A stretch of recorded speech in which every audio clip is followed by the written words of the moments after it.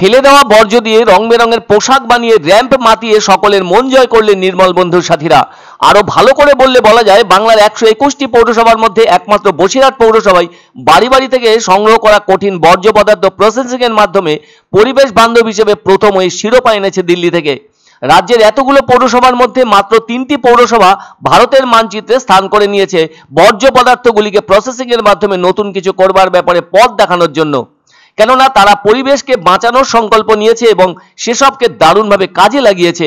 ওই 3টি পৌরসভার মধ্যে রয়েছে দক্ষিণবঙ্গের উত্তরপাড়া ও বসিরহাট পৌরসভা এবং উত্তরবঙ্গের শিলিগুড়ি কর্পোরেশন। আসলে তাদের একের পর এক কর্মসূচি বাংলার মুকুটে নতুন পালক জুড়ে দিয়েছে। তাদের একমাত্র উদ্দেশ্য হলো পৌরসভাকে পরিষ্কার পরিচ্ছন্ন রাখা। এর আগে প্লাস্টিক থার্মোকলের কোনো কিছু ব্যবহার না করার বার্তা দেওয়া হয়েছিল পৌর কর্তৃপক্ষের উদ্যোগে। ফলে নির্মল বন্ধুর সাথীরা নিজেদের হাতে তৈরি করা পিঠে পুলি মাটির ঘটে ব্যবস্থা করেছিলেন। কোনোভাবেই সেক্ষেত্রে প্লাস্টিক বা থার্মোকল ব্যবহারের বিষয়টি ছিল না। আর ওই বিষয়টিও দারুণভাবে নজর কেড়েছিল পরিবেশ বান্ধব হিসেবে। এবার নতুন সংযোজন, ফেলে দেওয়া প্লাস্টিক রাবারের মতো কঠিন বর্জ্য দিয়ে পোশাক তৈরি করে র্যাম্পে হাঁটতে হলো নির্মল বন্ধুর সাথীদের। সত্যি না দেখলে তা বিশ্বাস করাই কঠিন হয়ে উঠত সকলের কাছে।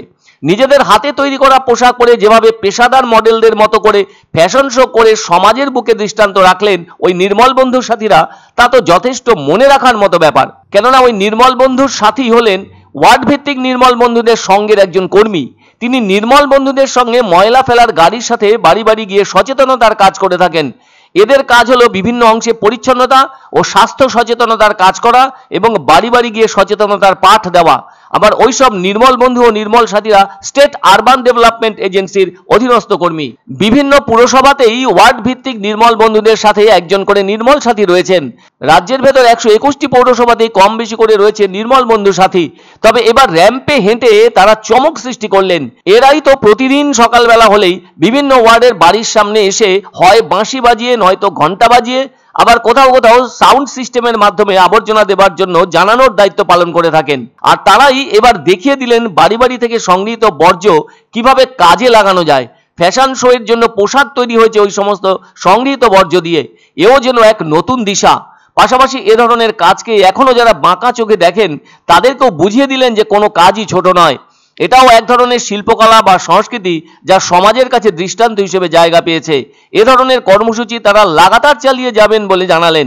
এ কাজের মধ্য দিয়ে একদিকে তাদের কর্মসংস্থান যেমন হয়ে থাকছে, তেমনি অন্যদিকে তাদের সন্তানদের শিক্ষার আলোয় আলোকিত করা হচ্ছে।